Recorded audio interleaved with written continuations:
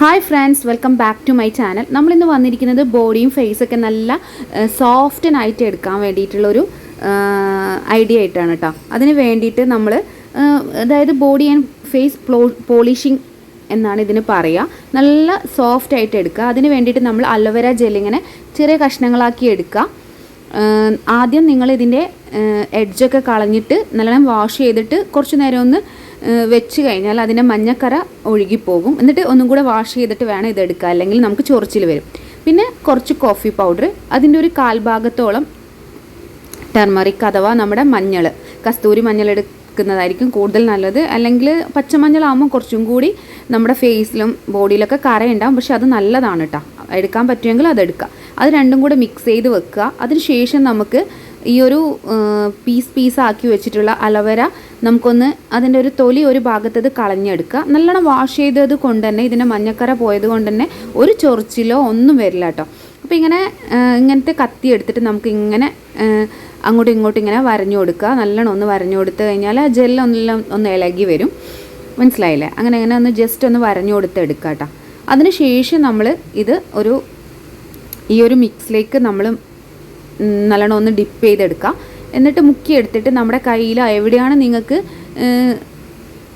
Scrub ചെയ്യേണ്ടത്, അതായത് polish ചെയ്തെടുക്കേണ്ടത്, സ്ക്രബല്ല polish, എന്നാലും നമ്മുടെ സാധാ കോഫി പൗഡർ എടുത്തു കഴിഞ്ഞാൽ ഒരു സ്ക്രബ് ഫീലിങ്ങും നമുക്ക് കിട്ടും കേട്ടോ. അപ്പോൾ നിങ്ങൾ എടുക്കുന്ന കോഫി പൗഡർ പോലെ ഇരിക്കും നിങ്ങളുടെ കയ്യിൽ നല്ല ഒരു ഡെഡ് സ്കിന്നൊക്കെ ഉണ്ടെങ്കിൽ പോകാനൊക്കെ സഹായിക്കും കേട്ടോ. അപ്പോൾ അത് വെച്ച് നല്ല സ്ക്രബ് ചെയ്ത് കൊടുക്കുക. നല്ല സോഫ്റ്റനാക്കാൻ ഒരുപാട് സഹായിക്കും. അതുപോലെ ഡെഡ് സ്കിന്നൊക്കെ പോകാൻ കോഫി പൗഡർ നല്ലതാണ്. നല്ല നമ്മുടെ കൈ ഒന്നും കൂടെ ബ്രൈറ്റൻ ആക്കാൻ നമ്മുടെ എന്താ പറയുക കസ്തൂരി മഞ്ഞൾ അടിപൊളിയാണ്. അതുപോലെ തന്നെ കയ്യിലുള്ള സോഫ്റ്റ്നെസ് നിലനിർത്താനും ഈ ഒരു അലോവേര ജെല്ലിൻ്റെ ആ ഒരു ജെല്ല് അടിപൊളിയാണ്. നമ്മുടെ കൈ നല്ല സോഫ്റ്റ് ആൻഡ് ബ്രൈറ്റൻ ആവും, ഡെഡ് സ്കിന്നൊക്കെ പോവും, നമ്മുടെ കൈൻ്റെ മുട്ടിലുള്ള ഭാഗത്തുള്ള ആ ഒരു കറുപ്പൊക്കെ മാറാം. ഇത് ചെയ്യുന്നത് നല്ലതാണ് കേട്ടോ. നല്ല രീതിയിൽ ടേണും നല്ല തിക്നെസ്സും കയ്യിൽ മുരുമുരുപ്പൊക്കെ ഉണ്ടെങ്കിൽ നമുക്ക് അതൊരു ആഴ്ചയിൽ 3 തവണയൊക്കെ ഇത് ചെയ്ത് കൊടുത്താൽ നല്ല മാറ്റം ഉണ്ടാവും കേട്ടോ.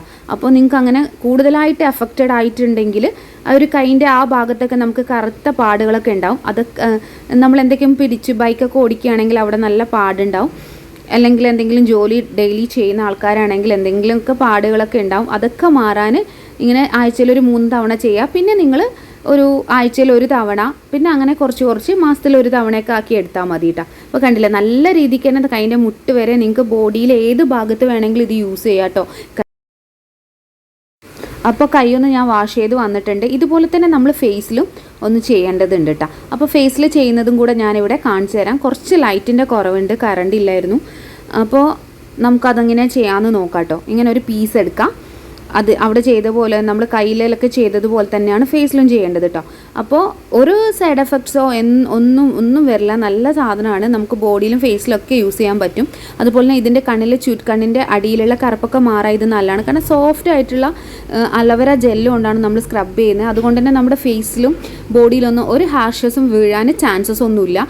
അപ്പോൾ ഇത് കണ്ണിൻ്റെ താഴെയിലുള്ള കറുപ്പ് മാറ്റാൻ ജസ്റ്റ് ഒന്ന് നല്ലൊരു ചെറിയ മസാജൊക്കെ കൊടുക്കുക. ഈ ഒരു മിക്സ് എടുത്തിട്ടോ, കോഫി ആൻഡ് മഞ്ഞളിൻ്റെ മിക്സ് എടുത്തിട്ടോ കണ്ണിൻ്റെ താഴെയിലെല്ലാം കൊടുക്കുക. പിന്നെ കണ്ണിൻ്റെ മീതെ നമുക്ക് കൈകൊണ്ട് വേണമെങ്കിൽ തന്നെ ഈ ഒരു മിക്സ് എടുത്തിട്ട് ജെല്ലും മിക്സ് ചെയ്തിട്ട് കൈകൊണ്ട് ഒന്ന് കണ്ണിൻ്റെ മീതെ ഒന്ന് ചെയ്ത് കൊടുക്കുക. നിങ്ങൾ ഇതുകൊണ്ട് ചെയ്യുന്നത് കൊണ്ട് കുഴപ്പമൊന്നുമില്ല.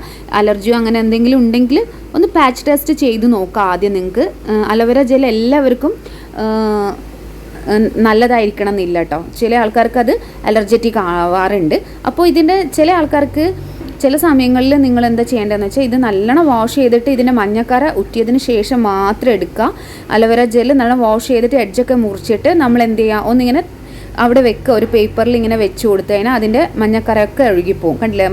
എഫക്റ്റഡ് ആയിട്ടുള്ള മൂക്കിൻ്റെ ഈ സൈഡിലും പിന്നെ ചുണ്ടിൻ്റെ സൈഡിലൊക്കെ നല്ല സ്ക്രബ് കൊടുത്തു കഴിഞ്ഞാൽ നല്ല ബ്രൈറ്റനിങ് ആകും കേട്ടോ ഫേസ്.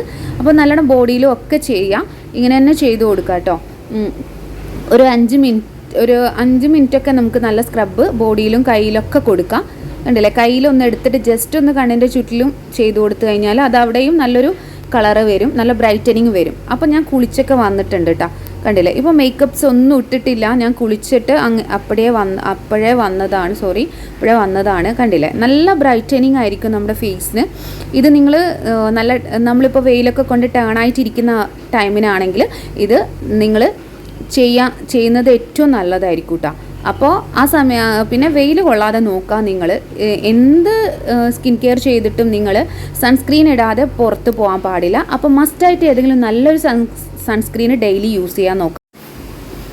അപ്പോൾ അതിന് ശേഷം നമുക്കൊരു അലോവേര ജെൽ എടുത്തിട്ട് നല്ലോണം ഒന്ന് ഫേസിലും കയ്യിലൊക്കെ ഒന്ന്, അല്ലെങ്കിൽ ഏതെങ്കിലും ഒരു മോയ്സ്ചറൈസിങ് ക്രീം എടുത്തിട്ട് ചെയ്താലും മതി. നല്ലൊരു മസാജ് കൊടുക്കുക. പിന്നെ നിങ്ങളൊരു 3 മണിക്കൂർ വരെയെങ്കിലും സോപ്പ് ഉപയോഗിക്കാതിരിക്കുക. അതുപോലെ തന്നെ ഒരു 24 മണിക്കൂർ നിങ്ങൾ സോപ്പും ഒന്നും ഉപയോഗിച്ചിട്ടില്ലെങ്കിൽ നല്ലൊരു റിസൾട്ട് നിങ്ങൾക്ക് കിട്ടും കേട്ടോ. അപ്പോൾ ഈ ഒരു വീഡിയോ നിങ്ങൾക്ക് യൂസ്ഫുൾ ആയിട്ടുണ്ടെങ്കിൽ ലൈക്ക് ആൻഡ് ഷെയർ ചെയ്യാനൊന്നും മറക്കണ്ട. അതുപോലെ തന്നെ സബ്സ്ക്രൈബ് ചെയ്യാതെ കാണുന്നവരുണ്ടെങ്കിൽ ഒന്ന് സബ്സ്ക്രൈബ് ചെയ്തേക്കാം. അപ്പോൾ പുതിയ വീഡിയോസൊക്കെ ആയിട്ട് നമുക്ക് വീണ്ടും കാണാം. അതുവരെ എല്ലാവരും നല്ല ഹെൽത്തി ആയിട്ടിരിക്കുക. അപ്പോൾ എല്ലാവർക്കും ബായ്.